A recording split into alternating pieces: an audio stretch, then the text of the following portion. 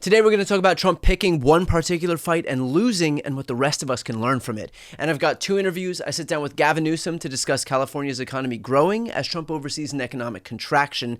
And Pod Save America's John Lovett joins to discuss Trump pretending his bad economy still belongs to Joe Biden. I'm Brian Tyler Cohen, and you're watching No Lie. So a couple of months ago, Donald Trump was speaking to a group of governors in the White House, and he homed in on Maine's governor, Janet Mills, and this is the verbal altercation that followed. Like 2 weeks ago, I signed an executive order banning men from playing in women's sports. Many Democrats are fighting me on that. I hope you continue because you'll never win another race.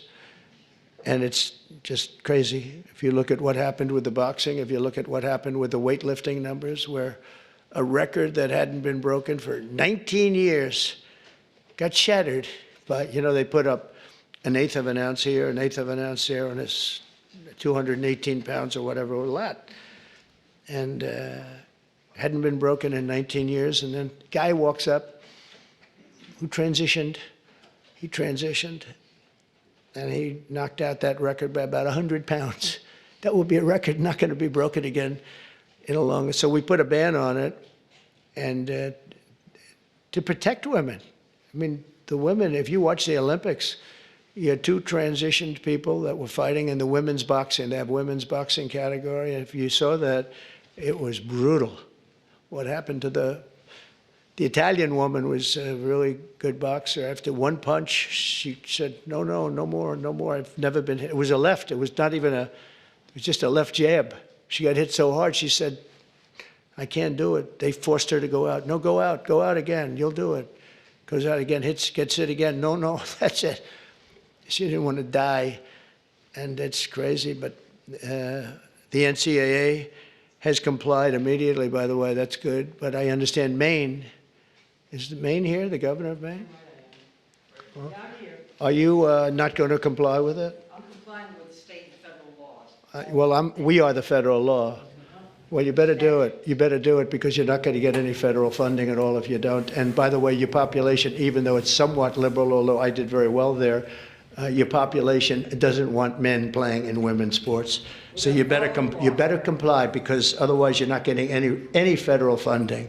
See you in court. Every state, good. I'll see you in court. I look forward to that. That should be a real easy one. And enjoy your life after governor, because I don't think you'll be in elected politics. Every state has a responsibility to comply with Title IX. They have an obligation, a legal obligation, and we'll be enforcing aggressively, and we're going to be protecting our citizens. We're going to protect. Now, this was an early instance of Trump using his position of power to try and bully someone into bending to his will. In this case, Trump threatened to withhold federal funding to Maine schools if Janet Mills didn't comply with his executive order barring trans athletes from competing in sports that don't comport with their gender ideology. But Mills wasn't interested in bending to Trump's will because she was following state law, which bars discrimination based on gender identity. And as she said, she'd be happy to let a judge decide in court. And she does see Donald Trump in court, and on Friday, the Trump administration decided to settle with the state of Maine, dropping its funding freeze and asking Maine to drop its lawsuit against them. And this was Janet Mills in the aftermath of that. A few months ago, I stood in the White House, and when confronted by the President of the United States, I told him I'd see him in court. Well, I did see him in court, and we won. I am so pleased to say that Aaron Fry's able representation of the state of Maine has resulted in a binding agreement by the U.S. Department of Agriculture, Brooke Rollins and all of her staff, whereby they agree to refrain from freezing, terminating, or otherwise interfering with the state of Maine's access to USDA funds allocated to any official or agency or department of the state of Maine based on alleged violations of Title IX. Now, I wanted to bring this particular instance up because Donald Trump used the full force of his position against Janet Mills. He verbally accosted her in the White House, singling her out and threatening her among her colleagues. He illegally tried to freeze federal funding to her state as political retribution against her. Whatever he could do to Mills, he did. And yet she decided to fight back, and she won. And I think that this is important to highlight because this is the issue of our time. At some point or another, every company, every institution, every CEO, media outlet, law firm, university is going to have to choose. Do you capitulate or do you fight back? And look, I understand the inclination to want to capitulate. Who wants to sign up for a fight against the most powerful person in the world, the President of the United States? But two things here to consider. First, consider the immense damage that you do by capitulating. Think about the damage wrought by ABC News when they settled a frivolous lawsuit for $15 million, and Paramount by meddling in 60 Minutes editorial independence. Think about the damage they do to the broader media ecosystem. Think about the damage wrought by a firm like Paul Weiss agreeing to $40 million in pro bono legal work and causing Trump to go after dozens more law firms, knowing how easy it was. Think about the damage wrought by Jeff Bezos' Washington Post pulling punches against Trump and Zuckerberg's Meta making the site more Republican-friendly. Think about the damage wrought by Columbia University changing their policies in exchange for federal funding, and on and on. They might think that they're just saving their own asses in the short term, but in effect, by virtue of rolling over, they are showing Donald Trump how easy it is to win. Meaning he goes after the next law firm, the next media outlet, the next university. And he is that much more emboldened when he does it. They're not just protecting themselves, they are making the environment that much easier for Trump to thrive, to weaponize the federal government against them. Their cowardice puts everybody else in danger.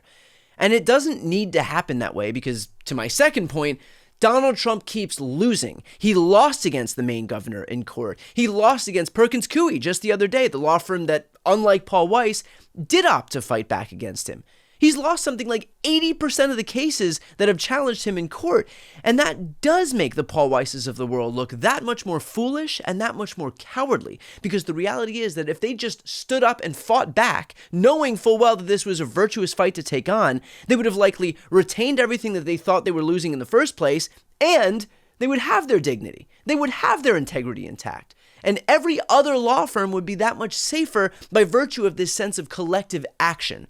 So the message here is that Donald Trump will always attack. It's his nature. It's all he knows.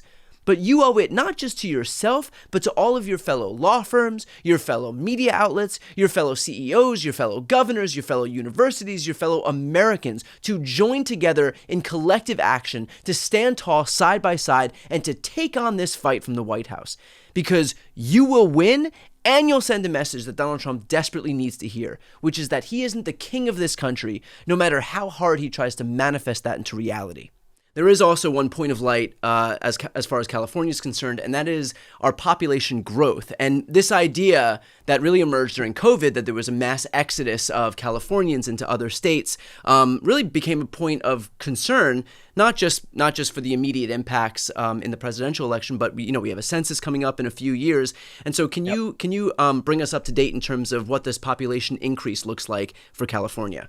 No, this is incredibly important, not only now with the fourth largest economy in the world, not only do we continue to advance in next generation technology as it relates to AI, where we dominate the world and we continue to lead in innovation, entrepreneurialism, half the venture capital in the country, over half, 57% of all the unicorn companies, those are private companies worth over $1 billion, reside in California. More Fortune 500 companies here than in over a decade. For those that thought all the companies were leaving the state, it's just made up, including population. The new numbers came out. Census Bureau put out numbers a few weeks back showing population increase of about 232,000. Our much more conservative finance department put out population growth numbers at 108,000. It's back-to-back years of growth. We did have that 1 year sort of peak COVID where we were challenged along with dozen other states across the country, red states, not just blue states. But this narrative of mass exodus, enough. That's old talking points. People have to give that up. There's a lot of California derangement syndrome out there. And I think we continue to outperform and we continue to show our critics the door. Do you happen to have the numbers in terms of the population growth for other states that threaten the supremacy of California, states like Florida and Texas? Do you know what their growth looked like in this past year? Well, I do know that there were last 2 years, there's 2 states that lost population both years. Both were red states. And 2 out of 3 this year were red states. One was a Democratic state. Look, Florida and Texas continue to grow. but also Florida and Texas continue to struggle with gun death rates that are substantially higher than blue states, with productivity rates that are substantially lower than blue states, with wages that are substantially lower than blue states, with life expectancy that's lower than blue states, infant mortality, maternal mortality that are more challenged than blue states. And so I just think it's important that our state of mind include all of these broader indices. And those are two states, by the way, with the most regressive taxes in America that tax their poor more than blue states tax their rich. So what was your reaction to seeing this news that Trump, in fact, did believe outright that this Arial font, like two-dimensional, much darker than the tattoos on his skin, off-centered letters and numbers were actually tattooed onto his hands?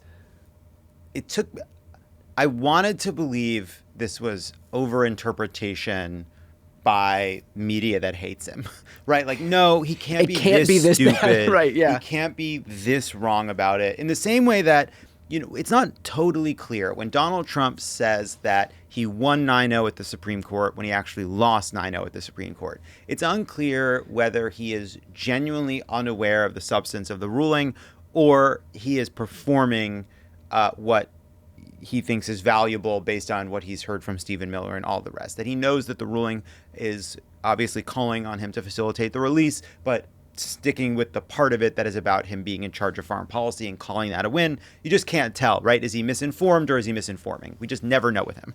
That's the fun. But this was so fucking stupid. And he really did insist that it said MS-13. It is the equivalent of going up to Meryl Streep and wondering where her Getty Images tattoo is. It is shocking.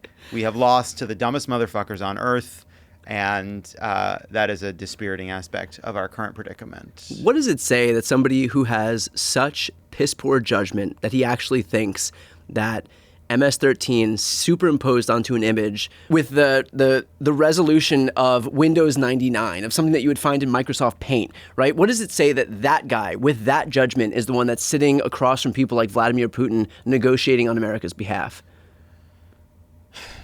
Might that be why our economy is crashing right now? Well, it's like Donald Trump is a fraud and a menace, and we've known that.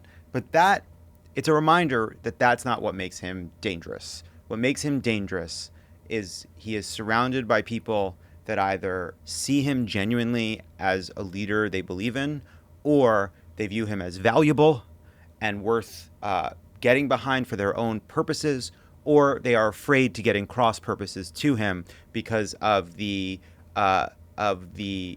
command he has over a segment of the population that fucking loves him.